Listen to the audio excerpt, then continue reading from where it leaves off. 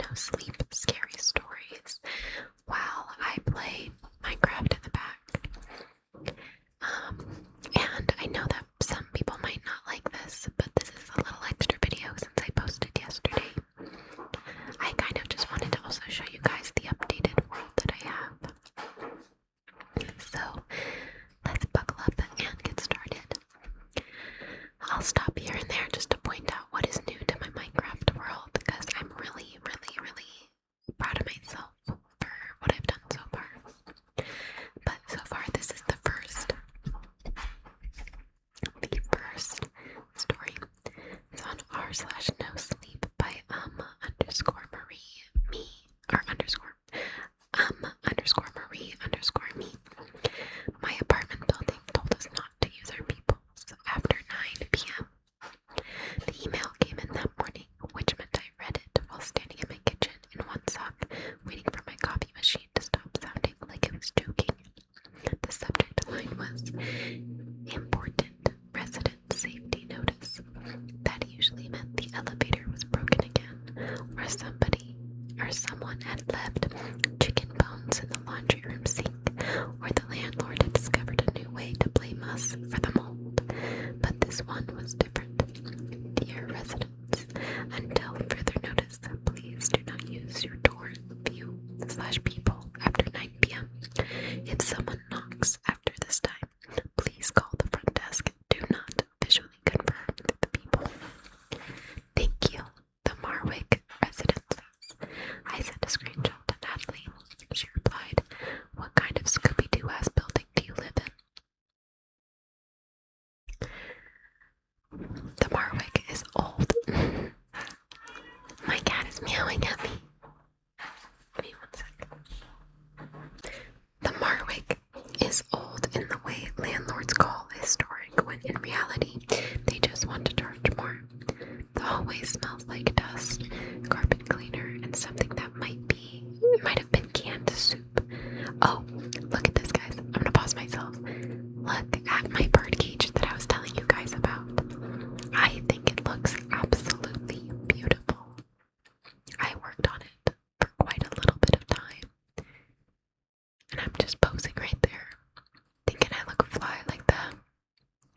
But I'm really proud of myself. It took me a long time to get all the bone meal for the windows, getting all the stuff that I needed and stuff, you know what I mean? But I think the firefly bushes just make it so freaking cute. Ugh, I just love it. I love it. There's a little waterfall. Can't really tell with the shaders and it's nighttime, so I just do a little splash in there for you. But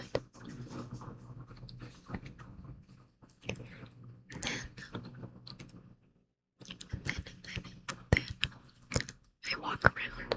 Let's talk a little bit more. So, as we were saying, the Marwick is old in the way landlords call historic, when in reality they just want to charge more. My hallway smells like dust, a carpet cleaner, and something that might have been canned soup in 1987. The elevator makes a sound like it is remembering a traumatic event, and every time it reaches the 4th floor, if it makes it there. And I'm gonna pause myself again. I made a little bit of stands, like little, I don't know, to make it seem more like a villagey type thing. And my mission today is to work on these little houses that I also changed after I finished recording this. I changed it quite a bit. But let me continue. So honestly, the people thing barely made the top 5. I live alone in 6C. It's my first apartment after college. 1 pan, 2 mugs, couch from Facebook Marketplace, mattress on an actual bed frame. My front door faces a long beige hallway with 5 other units in a framed sailboat print that has been crooked since I moved in. Through the people, the hallway bends into a little fish-eyed world. Carpet, elevator, sailboat, and the occasional neighbor holding takeout. I use the people constantly. Everyone does, right? You hear a knock. You look. That's what the people's for. At 9:42 that night, someone knocked 3 taps. Soft. It didn't sound like a delivery knock nor a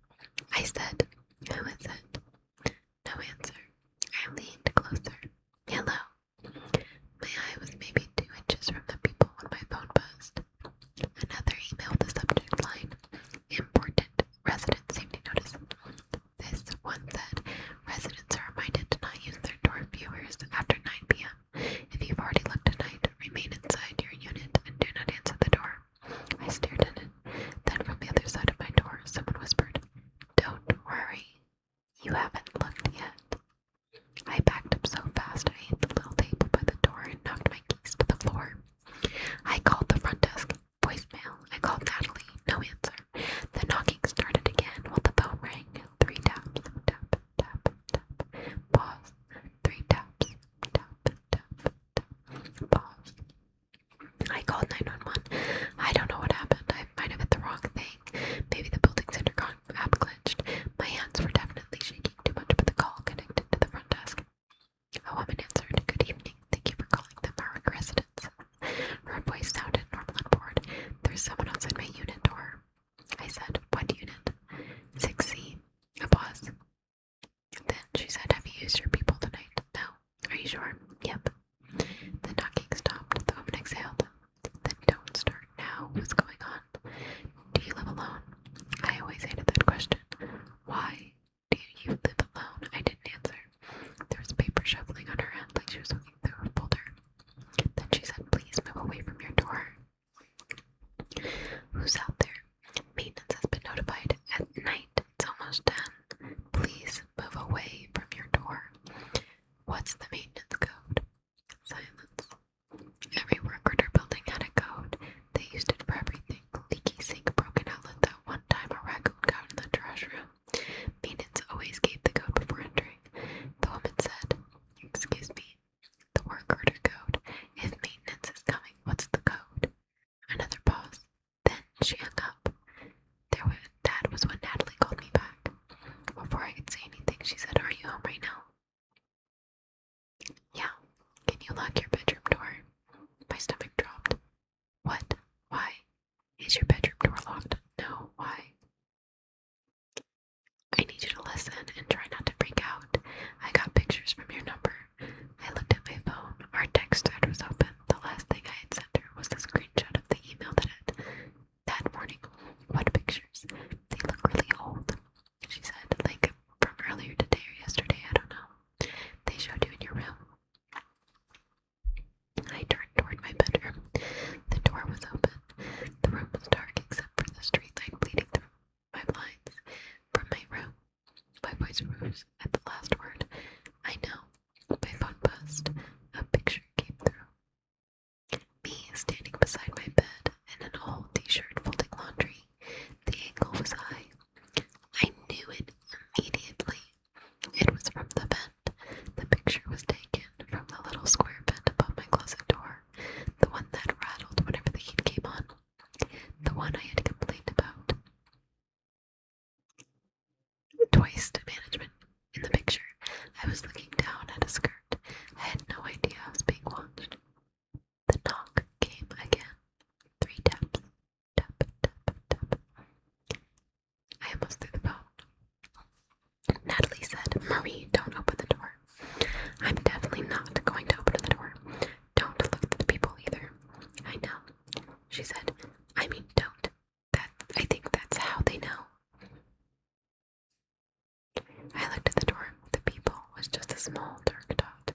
The pictures are old, but the texts you were sending me are live. What do you mean? Another image came through. My bedroom again. Me asleep, one arm under the pillow, blanket kicked halfway off because my apartment is always too hot. Taken from the vent. Below was a photo. Below the photo was a message I hadn't typed. She's home. I stopped breathing.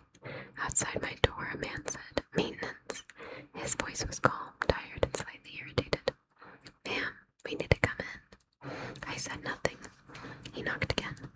3 taps. Tap, tap, tap. Ma'am, I need you to look through your people and confirm it's me.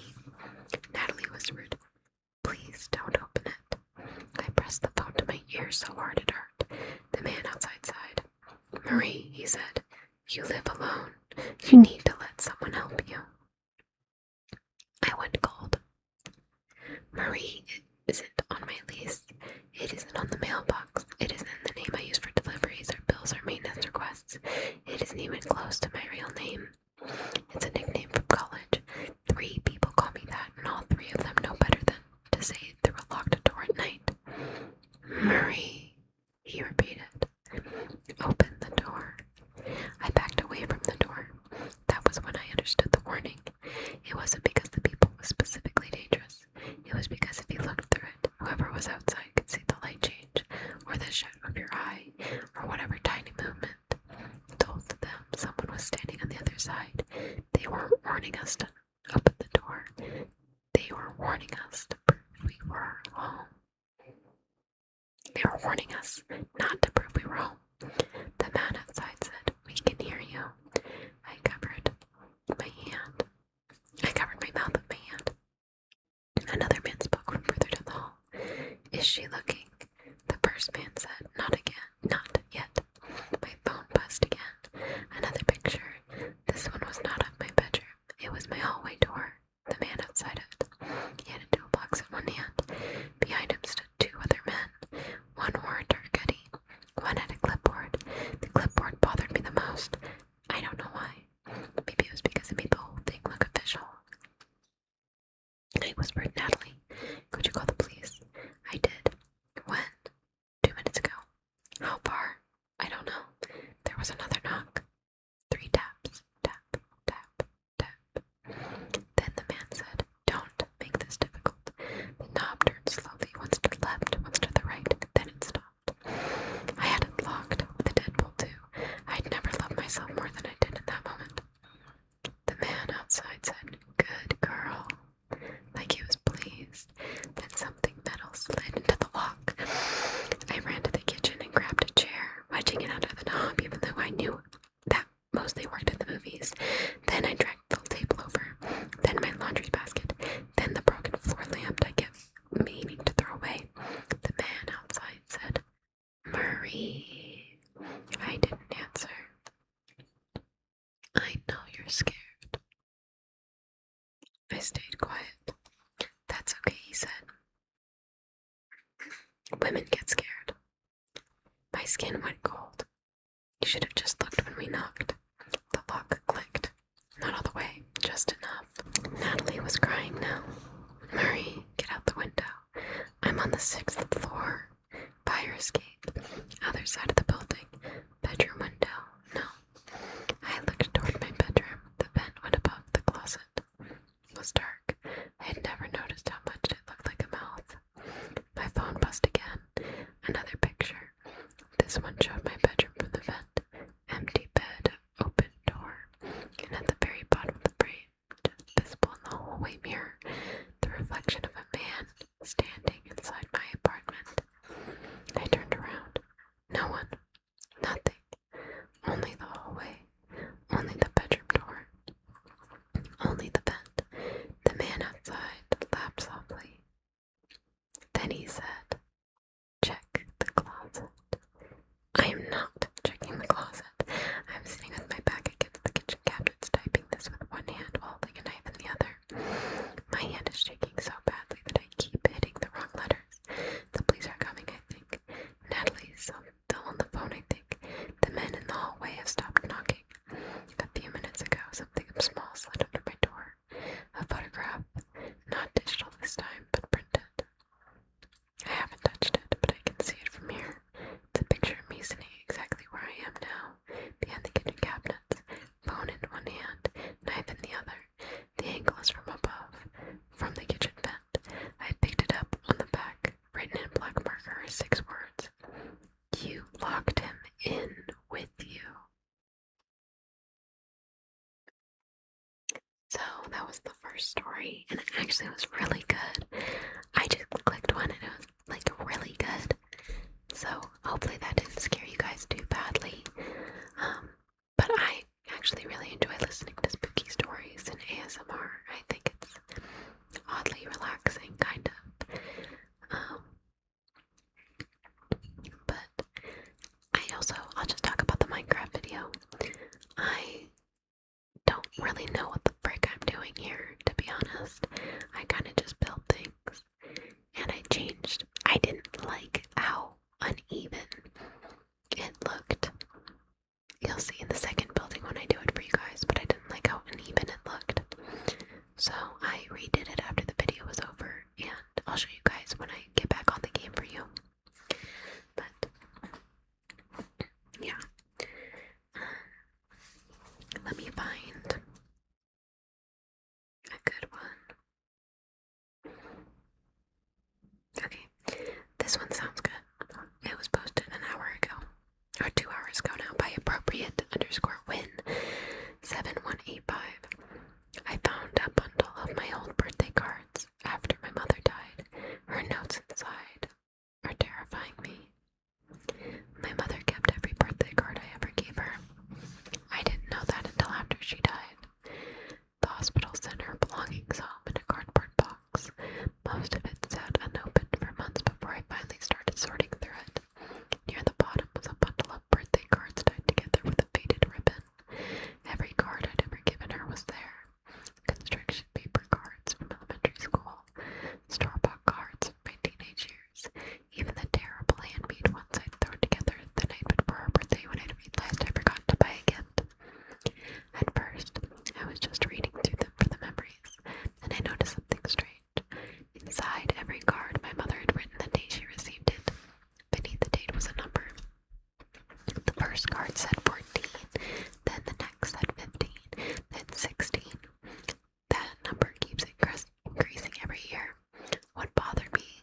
was that they were always 1 year ahead of my actual age.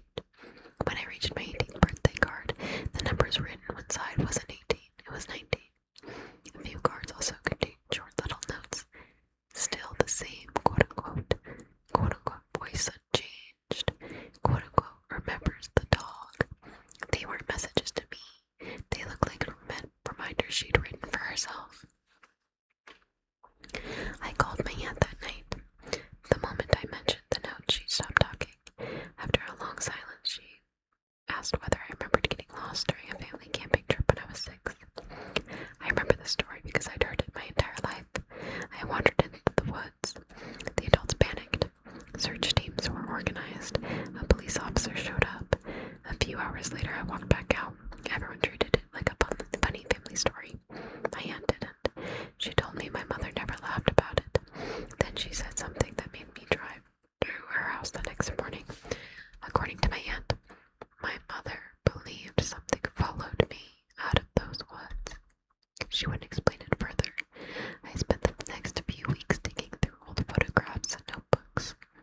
That's when things started getting uncomfortable. My mother's notes were about me acting strangely. They were things she had claimed happened around me. One entry described hearing footsteps outside my bedroom window every night for a month. Another describes finding muddy footprints on the ceiling of our back porch after a thunderstorm.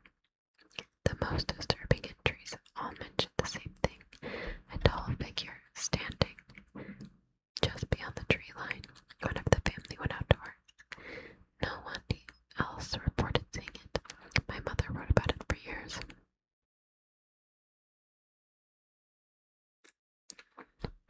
I eventually found the notebook she'd been using during the months after the camping trip. Most of the pages were ordinary: grocery lists, phone numbers, appointment reminders. Then the writing changed. She described seeing someone standing between the trees while the search teams looked for me.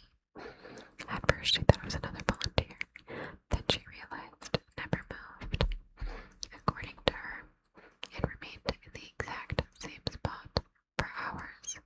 The final entry about the woods was written the day after I came home. She claimed she saw the same figure standing behind her house that night. She wrote that it stayed there till sunrise. The last birthday card on the box was dated 6 months before she died. The number written beneath the date was 32, though I was only 31.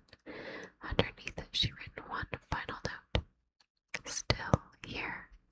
I spent a long time trying to figure out what she meant. Last week, I found a photograph taken during that camping trip. I'd never seen it before.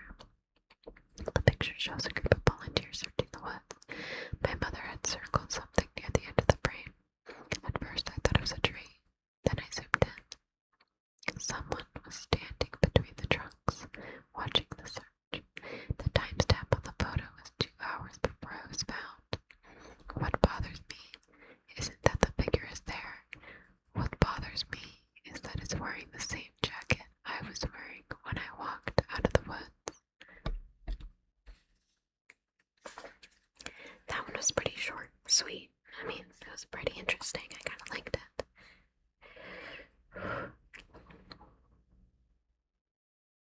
Okay. We have another one by Marine Me. I dropped my microphone on my face. So now I'm gonna read another one by _Marie_me. My apartment's maintenance portal keeps marking my request. Resident unavailable. For entry, I have not left my apartment in 6 days. Okay, I know how this sounds. I've typed this out like 4 different ways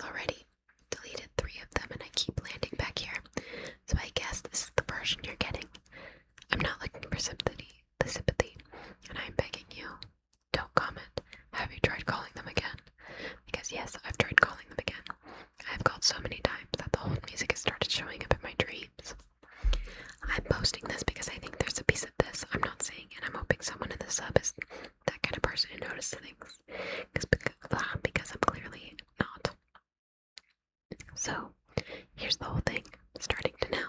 It started with a fly. One fly on the rim of a glass. I just filled in my own kitchen sink. Water is still cold enough to ring the glass. It was just sitting there on the rim, rubbing its little front legs together, perched at the exact spot where my mouth was about to go. I remember it with total clarity, even better than I remember what I had for dinner 2 nights ago.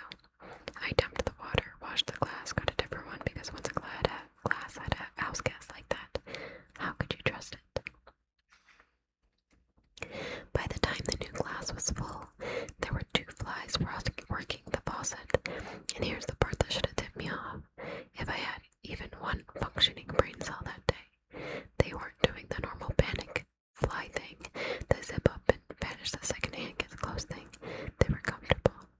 One of them kept ducking under the lip of the tap and coming back out, over and over, with the focus of someone checking a peephole before they let you in.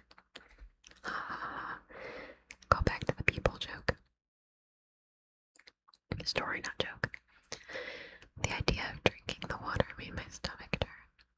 I filed a maintenance request that afternoon because that's what you do. That's the whole social contract. You pay your rent and in exchange someone shows up when there's a problem. Category, pest control issue, flies in the kitchen. Description, there's flies in my units, I cannot find the source. I got a maintenance number, but no one came that day. I stopped wanting to eat almost right away. I chalked it up to the flies. I ordered a full veggie pizza the night before, extra olives, even though I ate olives, but taking them off cost $1 more than just leaving them on. Which, don't get me started, it's a crime against the consumer. And the flies had gone ahead and claimed the box like it was theirs. By eminent domain. Who wants to sit down to a meal with an audience like that? Everything started smelling worse. Or smelling wrong. And I don't mean rotten exactly. I mean pungent. The rice in my rice cooker smelled sour, clear across the kitchen. The coffee smelled burnt before the water even touched the grounds.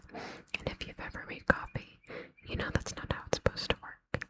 I opened the fridge and got hit with this thick, sweet smell like flowers a week past their base water. And I cleared the whole thing out in one disgusted sweep. I didn't even sort it, just bag trash. The second morning, there were more flies. This time they weren't being subtle about anything. Rows of them along the counter, lined up and as neat as a church pew. A little cluster on the microwave handle, holding what looked like a meeting. I found 3 in a mug I'd personally washed, dried, and put away clean, and one of them walked clear across my phone screen while I was checking the apartment portal, taking its sweet time, and I watched it happen a second way too long before I flicked it off, because something about the way it moved made me not want to touch it. The status of my request had changed. Pending access, technician unable to confirm entry. I was home. I had been home the entire time. Nobody knocked. I would have heard a knock. The walls in this building are basically wet cardboard with a paint job. I hear my neighbor's TV through them. I hear her chair scrape when she gets up to pee. There's no version of a knock on my door that gets past me. None. I left a note in the portal. I am available for entry. Please knock loudly. Then I sat down on the couch to wait and must have drifted off because the next thing I knew, the light in the room had gone gray, and there was a fly walking up the inside of my wrist, right along the blue vein there, topping every couple steps to clean its front legs. I brushed it off. It came back, same spot. Wednesday was the day the smell stopped being a kitchen problem and became a whole apartment problem. I searched the entire place, behind the couch, behind every cabinet, the one under the sink, the gap behind the toilet, that shelf in my closet where I keep a tote bag full of other tote bags I found dust, one earring. I made a peace sign without losing months ago. Oh, one earring I'd made peace with losing months ago.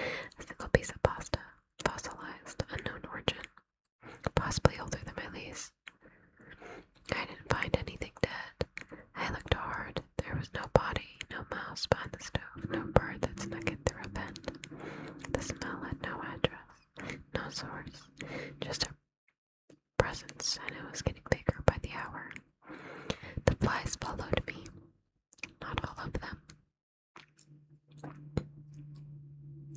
was always more staying put than coming with me, but I felt like I was being escorted.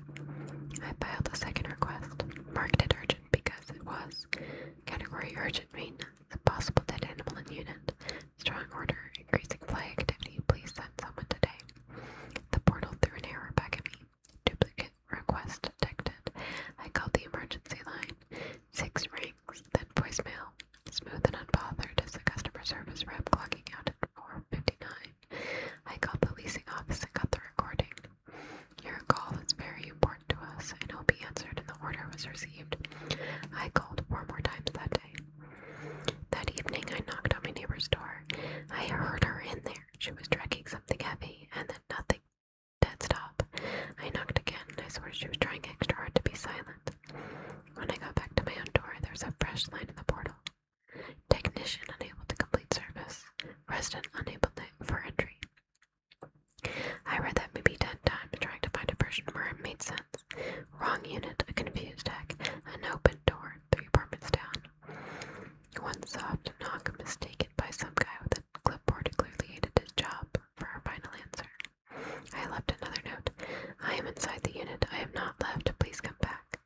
That night something landed on my face while I was half asleep on the couch. A leg tap at my upper lip. A second little press at the corner of my eye. A feathery drag along my throat, and I came up swinging at nothing. In the bathroom mirror, my own face looked like it belonged to someone who had the actual worst week of her life. A bruise along my cheekbone I had zero memory of getting, and when I pressed it out of morbid curiosity, the way you'd poke a bruise even though you know better, it didn't hurt the way it should have. It didn't hurt at all, honestly. It really must have been the lighting in the bathroom. The lighting's been bad since the day I moved in. Bad light explains a lot.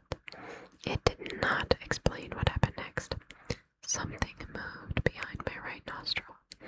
I stood there at the sink and waited for it to stop being a thing that was happening, the way you wait out a cramp during the middle of the night. White-knuckled and pranked, and nobody in particular. Instead of it kept on happening. Then a fly came out. It was the color of nothing, and it dragged itself out of my upper lip before I flicked it down the sink, where it sat there trembling. Wings still floated flat and see-through. I filed a request. It took 3 tries because of my shaking hands. Category emergency. Health hazard. Please send someone. I think something is wrong inside my apartment. The portal sat there loading for almost a full minute and then said, this request has been closed. Resident unavailable for entry. I wrote right back. I am available. I'm here. This request has been closed. Resident unavailable for entry. I am in the apartment. This request has been closed. Resident unavailable for entry. I live here. Nothing. I thought I'd actually broken the portal. Then the page refreshed on its own. No one bid for me at all. And a new line came up that I've read so many times I could say it in my sleep. Occupancy status pending verification. I checked my text messages that night.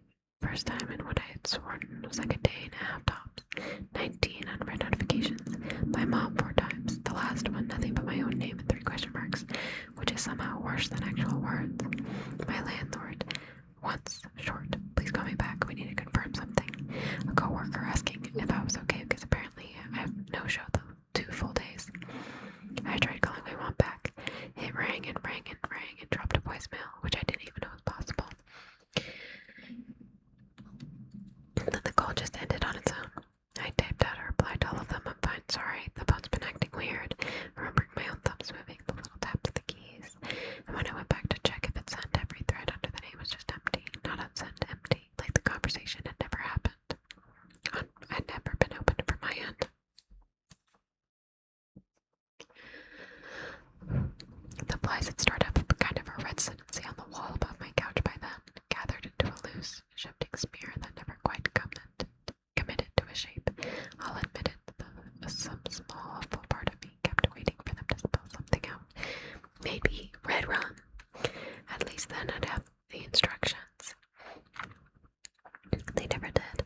They just sat there being a stain with wings, and that was worse than that if they'd led me a note. Tonight there were voices in the hallway below mine. Heavy footsteps, a radio cutting in and out, and it took me half a second longer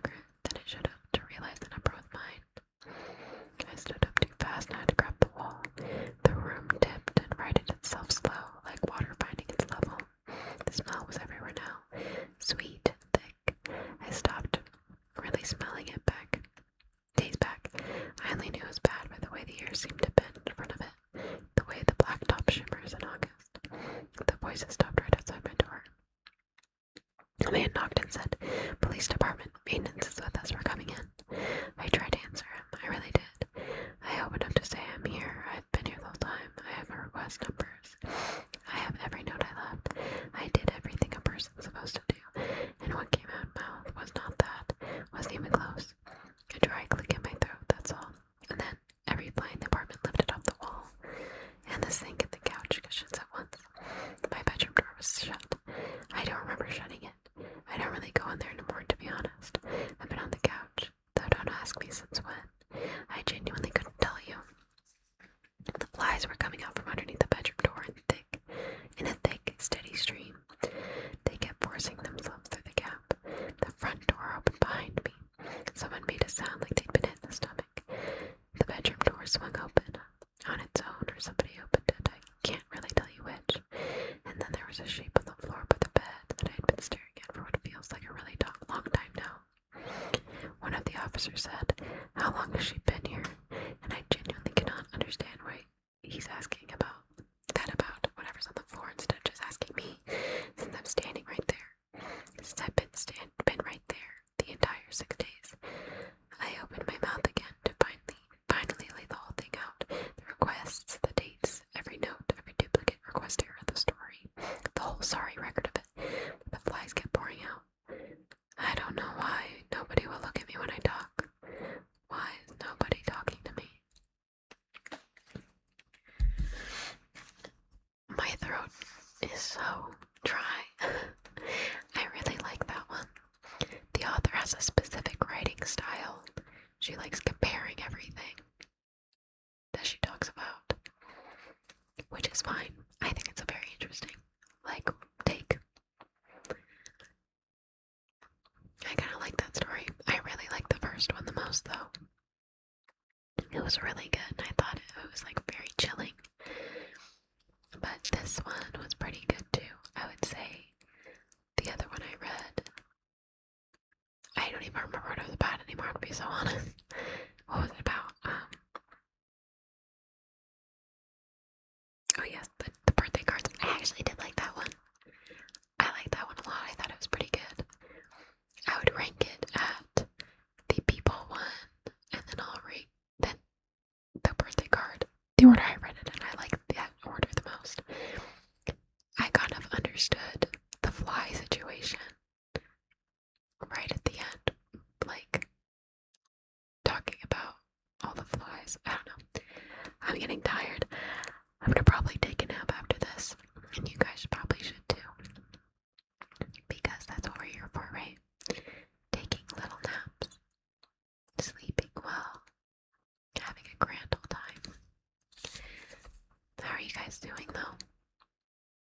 How are you guys doing?